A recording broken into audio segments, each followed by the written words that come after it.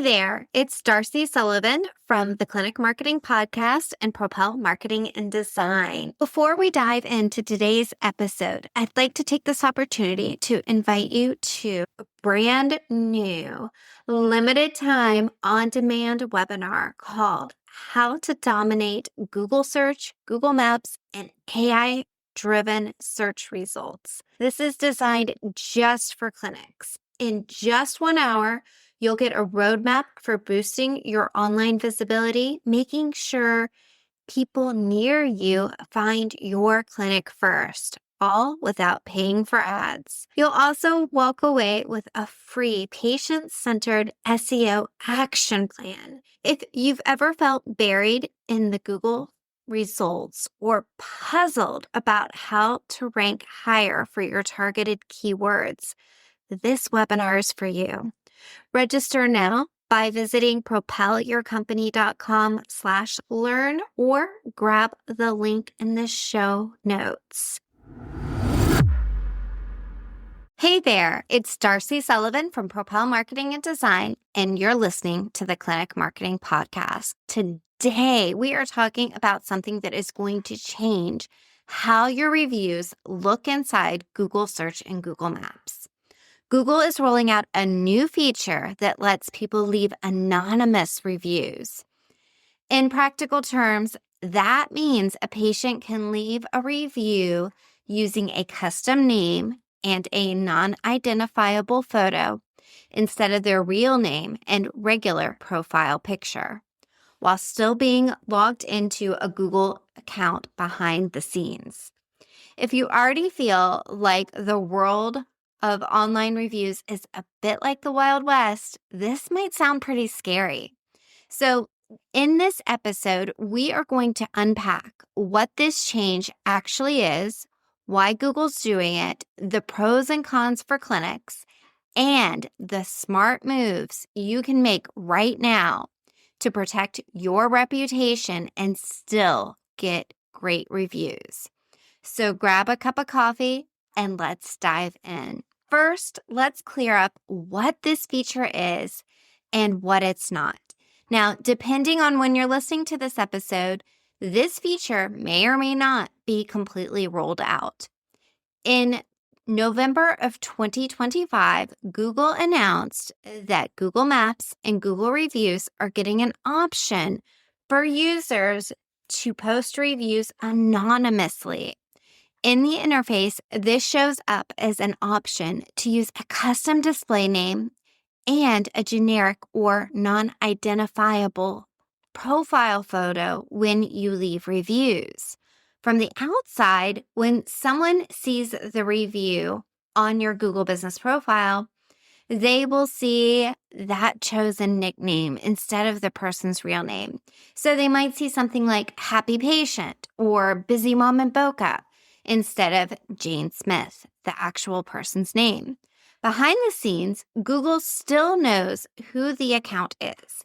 The user must be logged into a Google account, and Google can still track and enforce policies on that account. So they are not anonymous in a technical sense, but in the way that the public sees them, they will be. Here's a few important details to note. These anonymous reviews will count just like regular reviews for rankings and visibility. The same review policies are still in play, including rules against harassment, hate, explicit content, spam, and anything that shows a conflict of interest. The rollout is global over time, so you might not see it on your own Google account yet, but your patients may start seeing messages about this as Google promotes it in the future.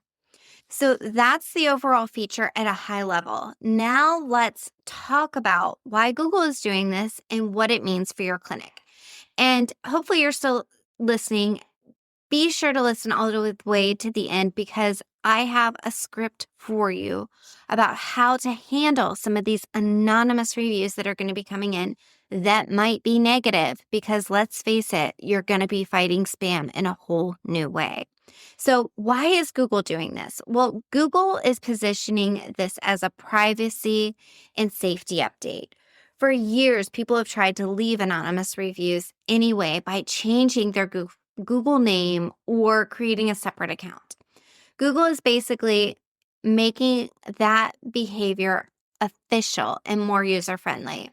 There are a few reasons. People want privacy. We get that, right? Some are afraid to leave information, especially if they're leaving negative reviews because it's showcasing their name. And Google wants more review volume and more honest feedback. And privacy lowers that barrier for people to write those types of reviews.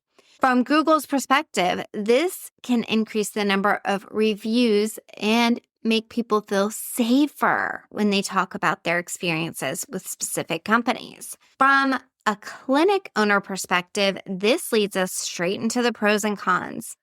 Let's start with the pros, the upsides of this. The good news is, hopefully, more people may finally leave reviews. You probably have patients who love you, but also don't want their name publicly tied to a review about a specific condition or treatment. With anonymous reviews, those people may feel more comfortable leaving feedback. That can mean higher review volume, more up-to-date reviews, which Google loves, and a better representation of how patients actually feel about your care. And think about this, especially if you offer services that people don't really want to yell at the top of the roof that they are having a condition that you treat. This really could lead to more high quality positive reviews. Again, you're going to get more candid feedback. When people feel safer, they are often more honest. Some anonymous reviews may include details that patients would never share under their own name. This can lead to highlighting patterns in your front desk experience, revealing frictions, points, and scheduling, billing, waiting times, and communication, and give you very real language to use when you are improving your website, the content you push out, or your patient journey. You still need to filter out the noise, but there is real value in raw patient language, even when it stings a little bit. And again, we already highlighted this, but privacy alignments for sensitive services. If you're a therapist, counselor, fertility specialist, addiction clinic, or work with conditions people do not want to broadcast to the public, this can actually align better with patient expectations around privacy. They can praise your clinic without outing themselves to their neighbors. For some categories, this could be such a positive over time. Now, there are downsides, so let's talk about those. Even before this change, fake and unfair reviews were already a problem. Anonymous reviews can dial this up. It's easier for bad actors, for people to come out like your competition, to leave negative reviews, for former staff or personal enemies to attack your business, for people who were never patients to pile on during the dispute. Is this brand new behavior? No. But the optics are changing. When names are hidden by default, it becomes harder for a business to tell if a review is real or if it isn't. It can be harder to connect a real review to a real patient visit. Right now, if Jane Smith leaves a review about an issue with a specific appointment, you can sometimes connect that to your internal records and follow up appropriately while still staying HIPAA compliant. With anonymous reviews, it becomes much more difficult to make a public complaint to a real-world encounter. This makes service recovery harder and can be frustrating to your team. This can also bring on emotional wear and tear to your staff. There's already an emotional cost to reading harsh reviews when you genuinely care about your patients and their outcomes.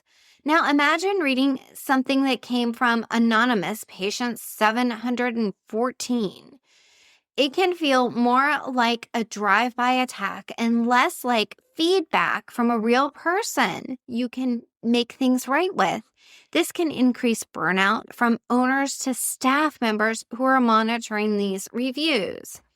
You also have the risk for an increase in the number of spam reviews.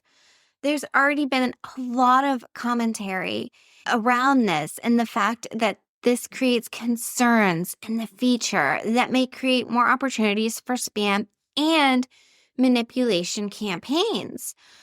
We'll have to see how Google enforces its policies in practice, but the risk is real and one that you should plan for.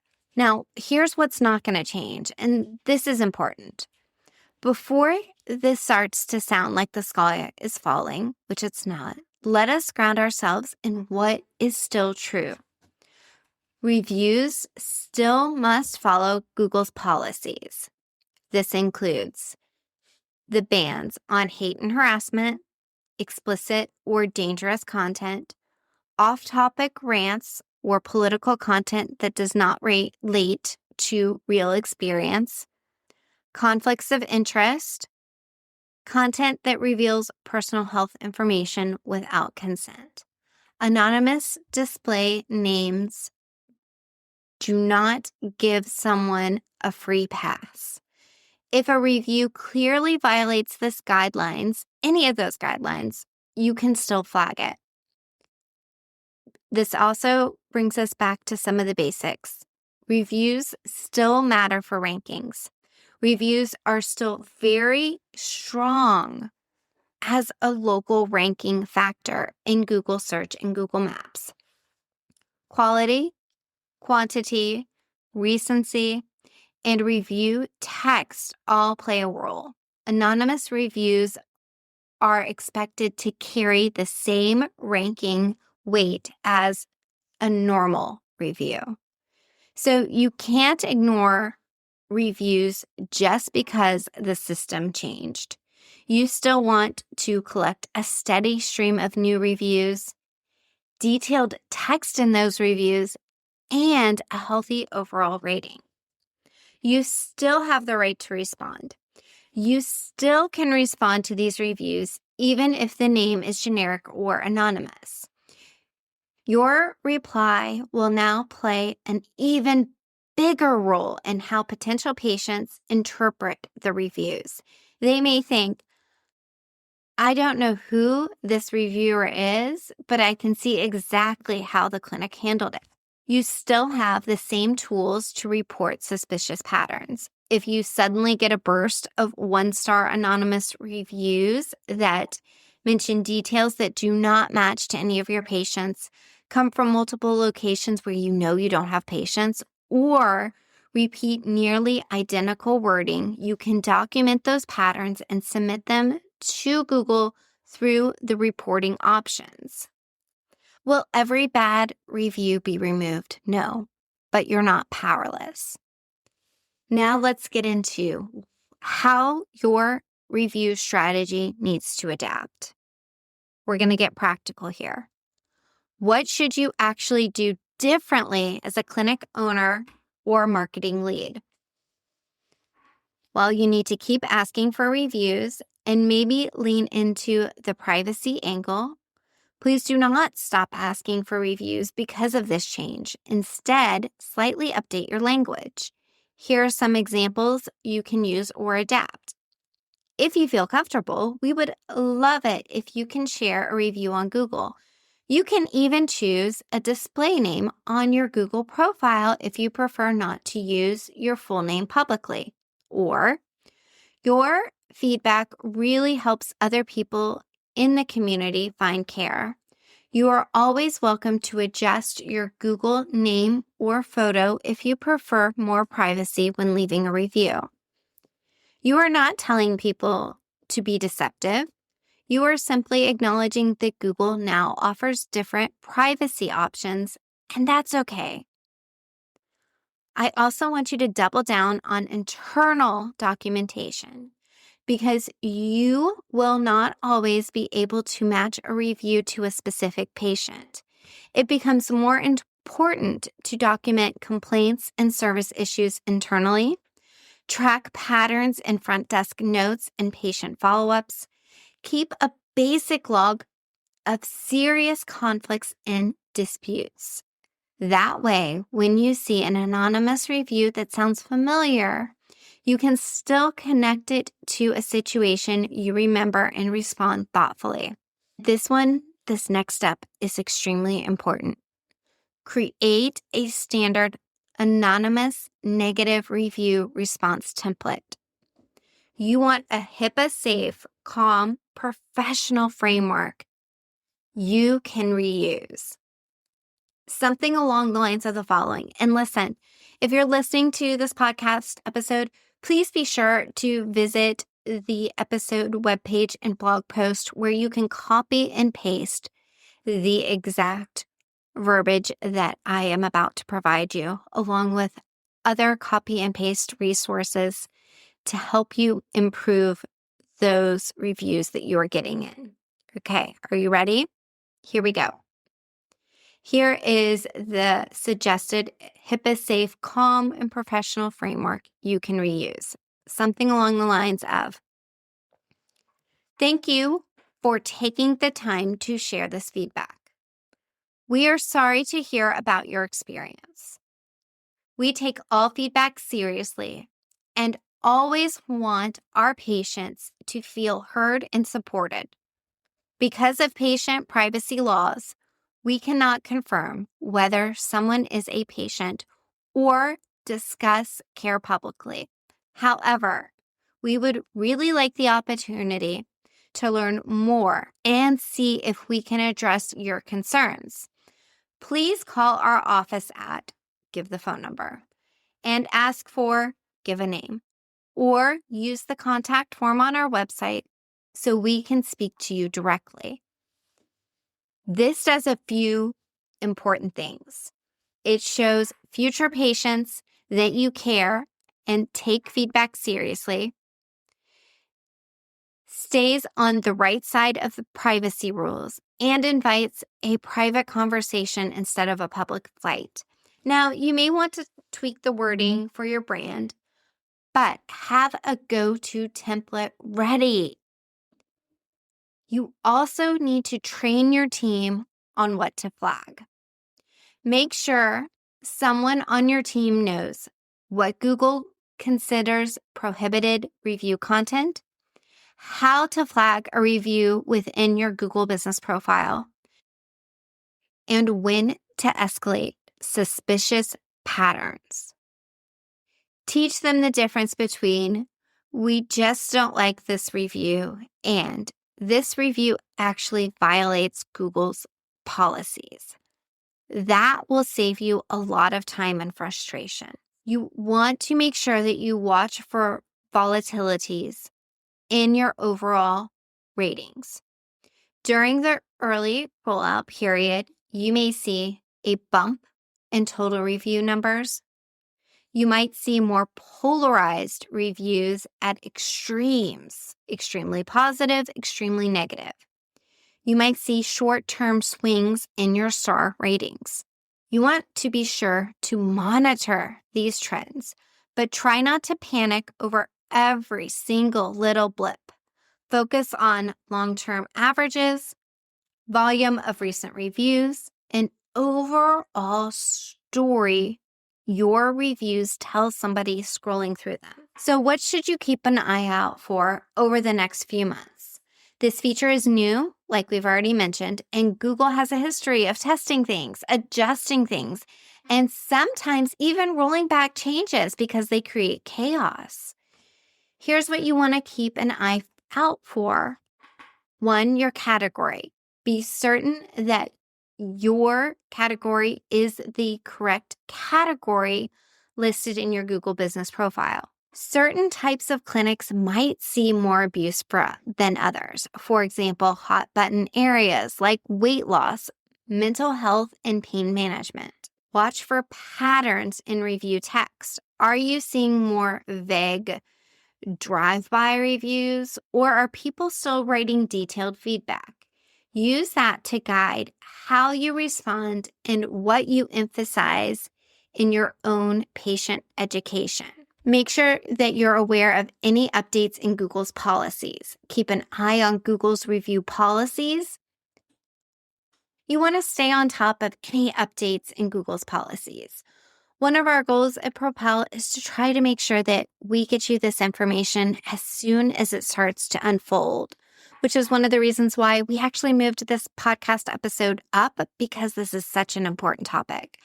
If you're interested in staying up to date, if you aren't already following our blog post or getting our emails, please sign up by visiting propelyourcompany.com. And you can also always keep an eye on Google's review policy pages. If your ranking in Google's local results change sharply, you might see a big shift in review patterns. And it's worth probably digging into your analytics. And if you need to, you can book an appointment by booking a discovery call with Propel if you need some additional help with your Google Business Profile listing, or you can also always book a Google Business Profile audit. Now, let's kind of summarize what is going on here and what it means for your clinic. All right, let's start to boil this down. So here's what we know so far. Anonymous reviews are being rolled out. Patients will be able to hide their names and photos publicly while Google still sees their account information in the background. This will make some patients more comfortable leaving honest feedback, especially in sensitive areas, which could be a good thing. It also increases the risk of spam, fake reviews, and emotionally tough feedback that feels less accountable. The core review fundamentals have not changed. You still need a healthy review profile, consistent new reviews, thoughtful responses, and a process for flagging violations.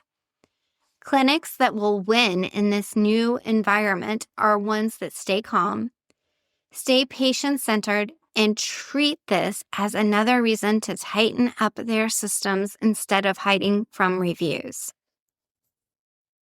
So what are your action steps after listening to this episode? 1, update your review ask scripts to gently acknowledge privacy options. Create or refine your negative review response templates, especially for anonymous reviewers. Train at least one team member on how to monitor and flag reviews properly. And 4, keep your foot on the gas for earning more positive reviews from real happy patients. If you have any questions about these changes and how they might affect your specific clinic or type of practice, please feel free to reach out. All right, that's it for today's episode. If you found this helpful, share it with another clinic owner or marketing manager who is stressed about reviews. And as always, if you want more resources to help you improve your visibility